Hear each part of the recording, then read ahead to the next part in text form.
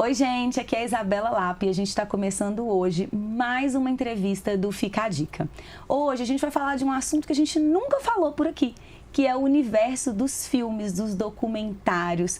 E para falar disso não tem ninguém melhor que a Daniela Fernandes, da Le Petit. Ela é produtora cultural e faz um trabalho lindo e tirou um tempo para falar sobre isso com a gente hoje. Bem-vinda! Obrigada pelo convite, Isa. Adorei. Estou muito feliz de ter você aqui. O seu trabalho é maravilhoso, você sabe que eu admiro muito. E eu queria que você contasse para as pessoas um pouco sobre você, sobre esse trabalho, como que você decidiu entrar nesse universo tão criativo. Eu estava no 5º período da faculdade, aí eu tinha feito um curta-metragem, que era uma matéria. Eu sou de produção editorial, eu não vim do cinema, não fiz faculdade de cinema. E na época nem tinha faculdade de cinema. E estava tendo o Festival Internacional de Curtas, que agora está tendo o Festival Internacional de Curtas. Isso há 18 anos atrás, já estou contando minha idade. E a gente estava muito envolvido nessa questão do curta-metragem, nessa questão dos festivais, de exibir, aonde exibir os filmes que a gente produzia. E aí a gente caímos numa mesa do Fórum do Audiovisual, que era um fórum de discussão política do audiovisual.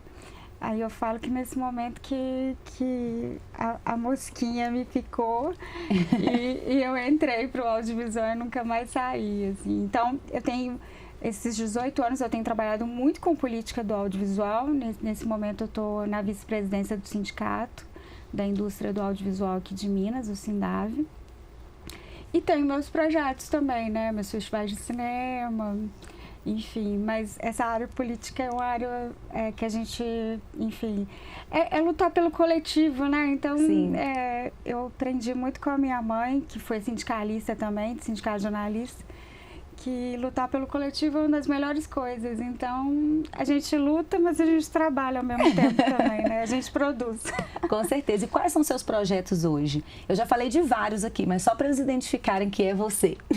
Então, eu coordeno o Curta Circuito. O Curta Circuito é uma mostra de cinema só de filme brasileiro. Ele acontece no Cine Humberto Mauro, no Palácio das Artes, há 23 anos. E eu tô no Curta Circuito há 18 anos.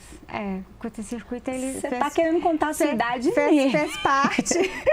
Fez parte da minha vida, assim. Eu falo que com o cinema eu consegui pagar minha pós-graduação, eu consegui, enfim, investir na minha carreira. Então, o Curta Circuito tem um lado bastante especial para mim. E a gente trouxe muitos convidados especiais, né? Então, a gente estava ontem com a Marcinha, da Dona Lucinha, e eu lembro muito eu levando alguns diretores de cinema para lá, né? Porque quando eu falava que eles estavam vindo para exibir os filmes em Minas, eu falei assim, não, sem vir em Minas e não comer comida mineira era impossível. Uhum. Então, ele é muito do Nelson Pereira dos Santos, que é o nosso grande mestre, assim, do cinema brasileiro, e ele na Dona Lucinha lá, com uma cara toda feliz. Então, assim, eu acho que o cinema e a gastronomia, de uma certa maneira, sempre transitaram, assim. Sim. E, por isso, durante a pandemia, eu tive um problema de saúde, e aí eu lembrava muito da minha avó, que quando a gente ficava doente, ela levava uma matulinha pra gente de engrossado de fubá, arroz e um franguinho desfiado. E ela embrulhava no pano de prato para ficar bem quentinho. E aí ela virava assim, toma, esse é para te dar força, para te dar energia. E aí, na pandemia, eu fiquei muito tempo sozinha. E aí eu sentia muito falta dessa coisa da comida ser uma forma de cura. Então, todos os amigos que me mandavam comida, eu ficava com o coração quentinho. Aí eu falei assim, por que não fazer uma homenagem para minha avó? E aí eu criei o Matula, que é um festival de cinema e comida, que é um festival que já tá novinho, mas está entrando na 2ª edição. A primeira foi toda online, por causa da pandemia. Mas agora a gente montou uma sala de cinema lá no Mercado Novo. E estamos indo presencial, assim, pela primeira vez. Então, pra gente é importante. Muito lindo. A gente vai falar disso, eu quero que você conta tudo. Convida, porque tá chegando, né? Tá chegando. Tá chegando, contagem regressiva. Mas antes, eu queria que você contasse um pouco de uma coisa que eu penso que as pessoas conhecem muito pouco, né? Sobre uma coisa que as pessoas conhecem muito pouco, que é esse universo do cinema brasileiro e até mineiro, que eu vejo que a gente valoriza muito o cinema internacional, as premiações internacionais, e olha muito pouco para o nosso. Que momento que você despertou isso e falou assim, eu quero trabalhar com o Brasil, eventualmente com Minas? Como que foi?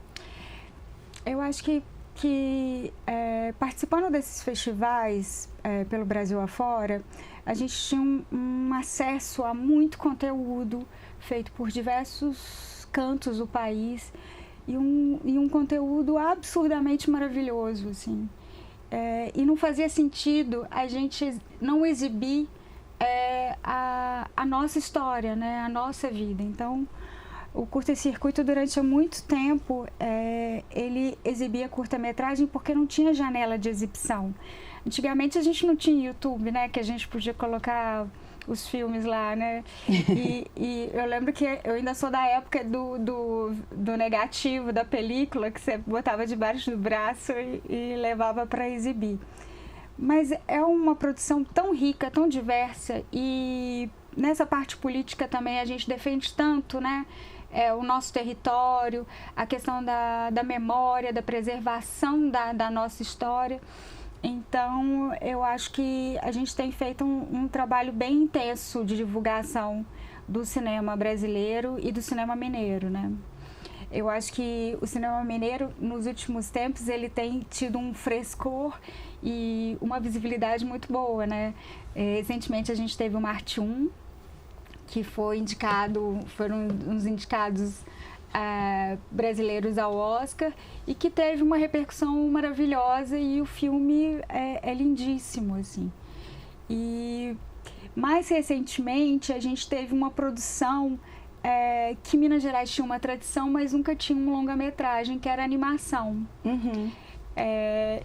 Eu também tenho um lado entusiasta da animação, porque, enfim, meu companheiro é animador, então a gente acompanha essa trajetória da animação mineira também, e a gente ficou super feliz desse ano poder lançar a primeira animação em longa-metragem mineira, que é o Chef Jack. Que lindo! Isso eu não vi. É lindo! O Chef Jack vai passar no Matula. Que lindo! No domingo. É mesmo? É.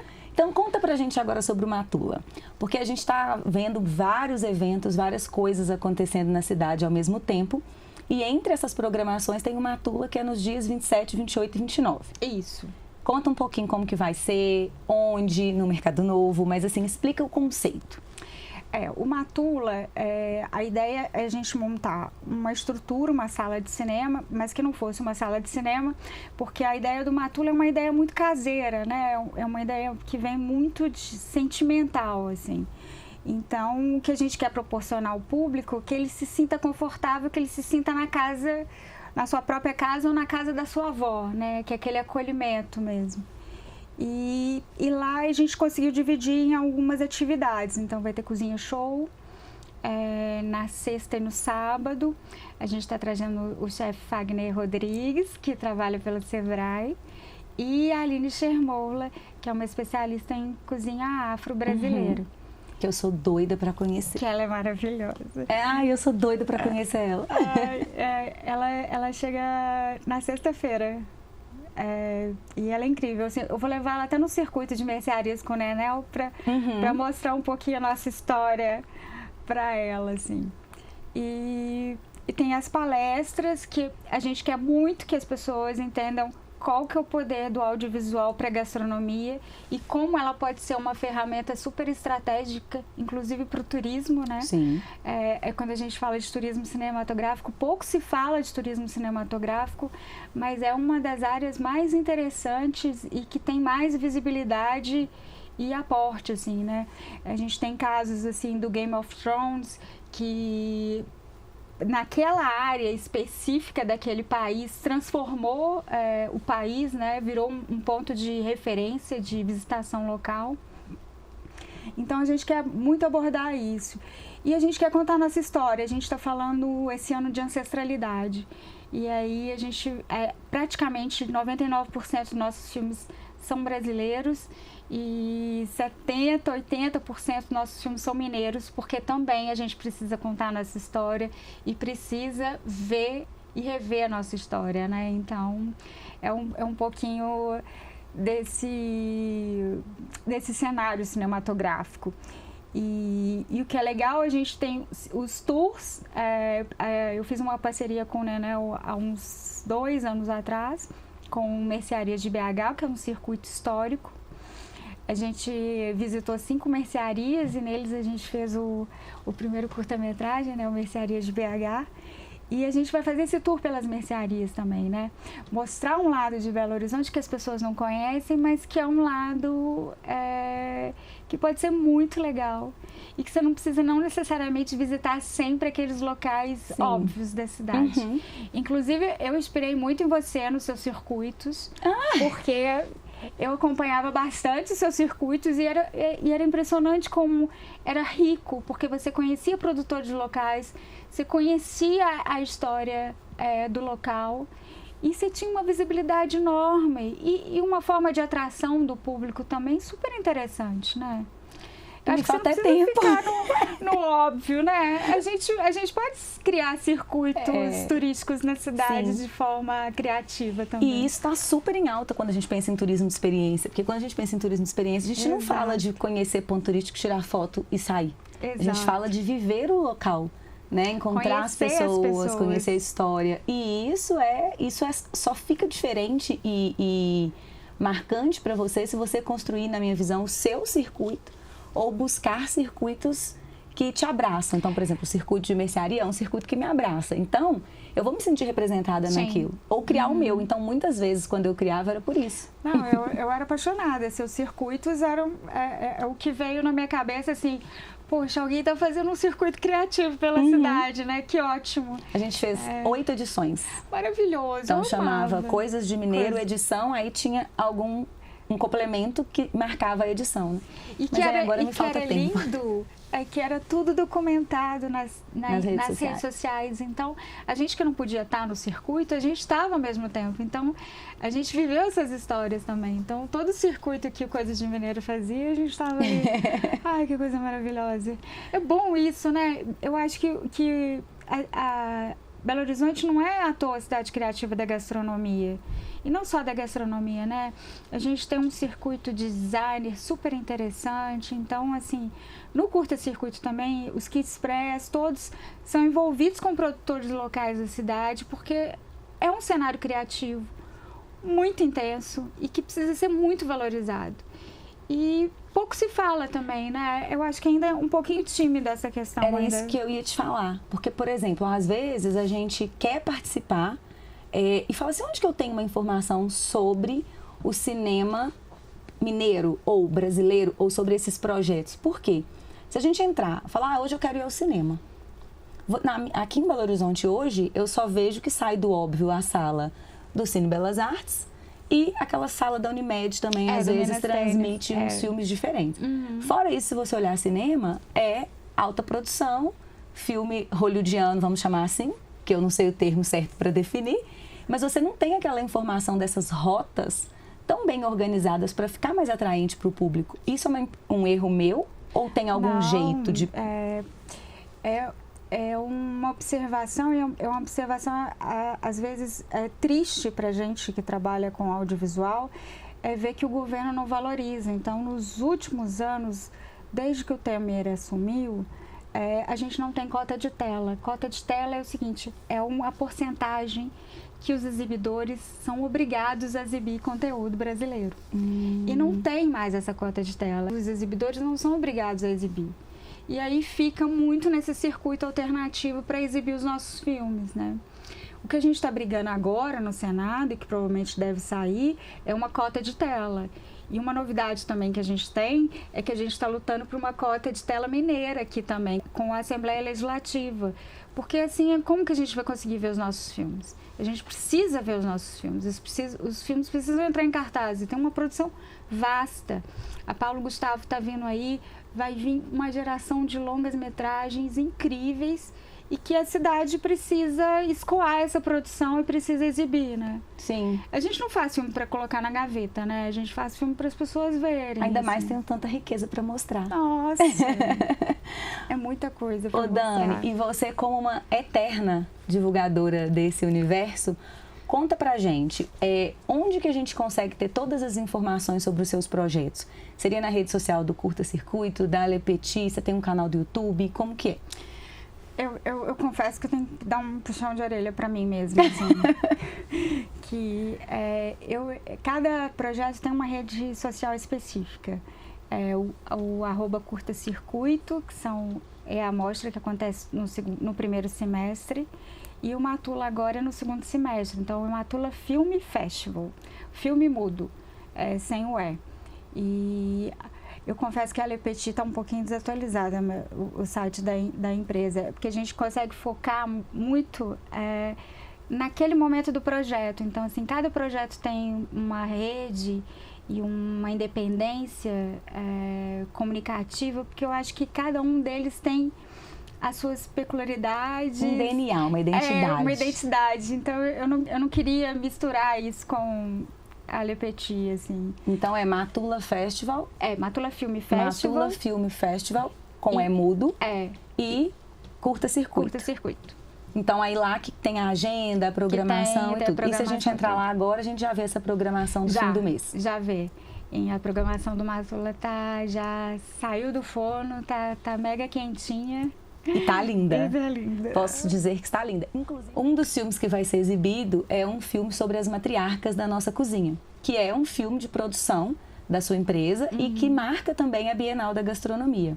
Como que foi para você esse processo de conhecer essas histórias, ainda mais nesse momento que você está tão conectada com a gastronomia?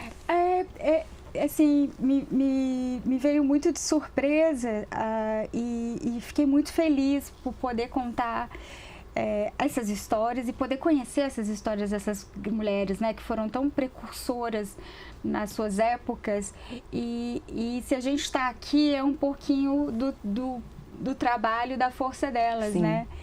E para mim foi uma honra, assim, e poder usar a ferramenta que eu trabalho, que é o audiovisual, para poder divulgar a gastronomia mineira e divulgar a palavra dessas mulheres, mesmo elas não estando mais aqui, mas a gente reforça a história e a luta dessas mulheres para a gente estar aqui, para a gente Sim. conseguir o nosso espaço. Então, é uma forma incrível, assim. A gente tem falado muito com o pessoal da Embratur, uma forma também da gente aliar o audiovisual à gastronomia, como uma forma de valorizar e de registrar essa riqueza que a gente tem, né, na nossa gastronomia. Uma coisa que eu sempre falei em vários pontos, em tudo, né? Eu pensava muito sobre isso quando eu pensava em planejamento urbano, né? Porque eu era no direito, que a gente não pode construir o futuro sem lembrar o passado. Então, se a gente não tem registros e hoje é tudo tão rápido, você tira uma foto do celular, amanhã você deleta, você não tem mais arquivo, você não tem mais nada. Então, as nossas histórias, elas vão ficando perdidas. Isso era uma dor para mim em relação, por exemplo, a prédios. Eu quero fazer isso aqui, simplesmente eu destruo a minha história e coloco um prédio novo aqui. Enfim, isso é uma dor que eu vou ter eterna, mas em relação à gastronomia é o mesmo processo, porque a gente começa a criar na nossa cabeça que os precursores, os grandes nomes são os de hoje.